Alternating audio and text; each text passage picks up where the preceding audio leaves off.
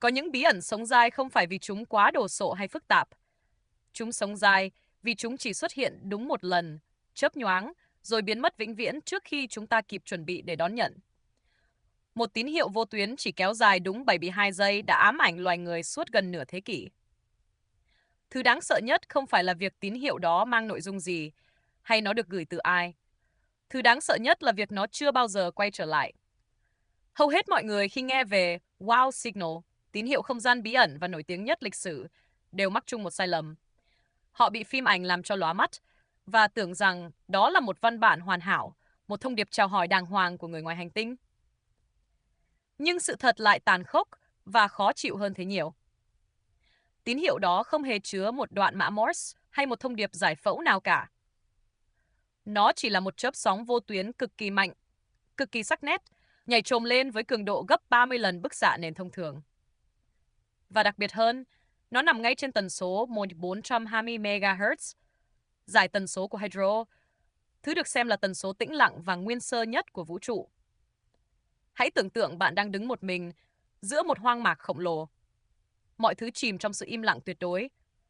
Rồi đột nhiên, một tiếng vỗ tay duy nhất, sắc bén, hoàn hảo và chát chúa vang lên từ một hướng vô định, rồi lại tắt ngấm. Khi bạn vội vàng quay đầu lại, mồ hôi túa ra, dương mắt tìm kiếm, thì hoang mạc vẫn chỉ là hoang mạc.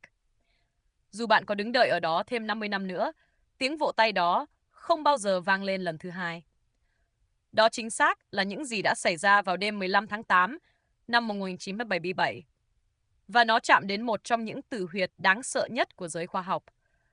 Bất cứ ai làm nghiên cứu đều biết một luật ngầm. Khoa học không bao giờ thực sợ những thứ phức tạp. Khoa học chỉ sợ những thứ không chịu lặp lại.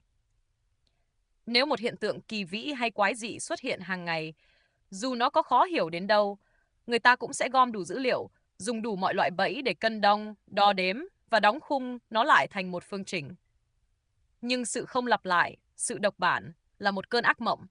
Nó cầm tấm la bàn logic của chúng ta và ném thẳng vào đống lửa.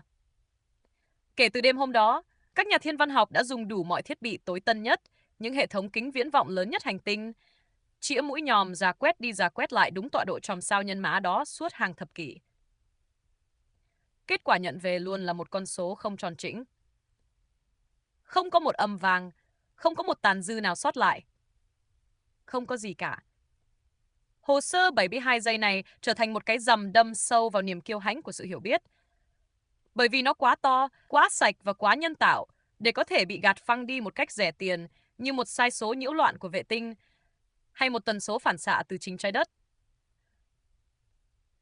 Bạn không thể làm ngơ nó.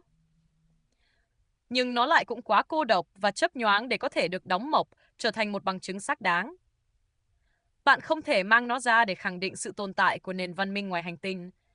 Và thế là, nó ép khoa học phải đứng chôn chân giữa một khoảng không cực kỳ khó chịu. Tin quá nhanh thì ngu ngốc và có vẻ mê tín. Nhưng gạt phăng đi một cách gọn lỏn thì lại là sự bất lương với đống dữ liệu tĩnh tại nằm đó. Nỗi ám ảnh của tín hiệu 72 giây này thực ra chưa bao giờ nằm ở viễn cảnh có một hạm đội đĩa bay khổng lồ đang bí mật chạm trán trái đất. Thứ nó phơi ra là một vết nứt rất lớn trong cảm giác kiểm soát của con người đối với thực tại vũ trụ. Chúng ta vẫn luôn được huấn luyện để tin tưởng rằng hễ cứ quan sát đủ lâu, vũ trụ sẽ buộc phải trả lời. Chúng ta ngầm tin rằng thực tại ngoài kia cũng chỉ là một phòng thí nghiệm cỡ lớn, nơi ta hoàn toàn có quyền lôi mọi thứ ra, ấn một nút replay để kiểm duyệt đi kiểm duyệt lại cho đến khi mọi thứ trở nên hợp lý. Nhưng vũ trụ có vẻ không có nghĩa vụ phải phối hợp làm ăn với chu kỳ hoạt động của các kính viễn vọng do con người tạo ra. Nó có những nhịp thở cực kỳ lạnh lùng của riêng nó. Một sự kiện có thể chỉ xảy ra đúng một lần duy nhất trong khoảng thời gian 1 triệu năm, và nhân loại bé nhỏ chết tiệt của chúng ta trong một đêm khuya năm 1977 đã vô tình đi ngang qua và nhặt được đúng một tàn dư rơi rớt xuống. Điều khiến một tín hiệu 72 giây sống dài suốt mấy chục năm. Không phải là vì nó đã khẳng định chắc nịch rằng có ai đó ngoài kia đang vẫy tay với trái đất. Nó sống dai vì nó buộc ta nhìn vào một sự thật khó chịu hơn rất nhiều.